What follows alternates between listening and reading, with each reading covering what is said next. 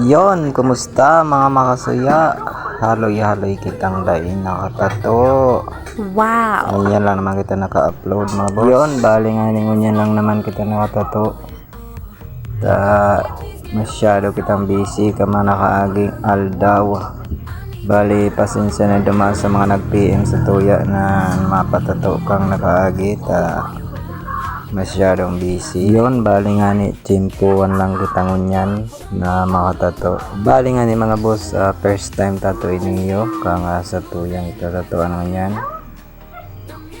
Kaya aba, luluay-luayin tayan, takong dugoon. Yon, butterfly nga ni ang papatato dyan sa may likod. Bali nga ni ginamitan tayan ng 5RL lang, masyadong sadit lang ang tato. Talagang kay puan pag saradit lang ang tato, masanay kitang gumamit ng saradit na dagong 5RL lang ang ginamit dyan mga boss. Tapos ginamitan tayo ng dynamic black. Take ko na kinulayan para mas cute pag black lang. Bali nga ni madali lang yung ginibo, siguro nasa 20 minutes. 20 minutes yun, bali matibahin man dyan si Nini. Dawa na nga ni first time tato, kinayam yan. Mayang purpundo mga idol. Bali ang diskarte ko dyan, niliningan ko muna gabos si butterfly, niliningan takundi kaya nun ay okay naman ito.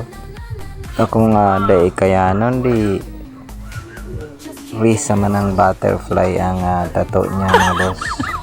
Yun, bali nga ni supportive na ng mga tropa niya, inibahan siya magpatato. Wow! Ibahan pati si hermano niya, tapos ang duwa niyang barkada. Kung himatayon man nga ni di may mabit-bit pa uli. Pero talaga sa inot na tuso ko pa lang, talagang estimate ng kakayanon. Talagang dahil siya nag-react na malanit. Araw kanina niyang gusto tang tatuan ng mga matitibay na nilalang. Talagang go lang go. Ginusto magpatato. Di uso ng kulog. Sa mga nag-aapot nga ni sa to perme na kung makulog daa ang pagpatato, makulog po ang pagpatato talaga. At yun, natali na ni Insan na sobrang ganda na yan Insan, nadali na yung tato. At yun, smile na smile si madam. At yun na ang ating tato ngayon. Brrr!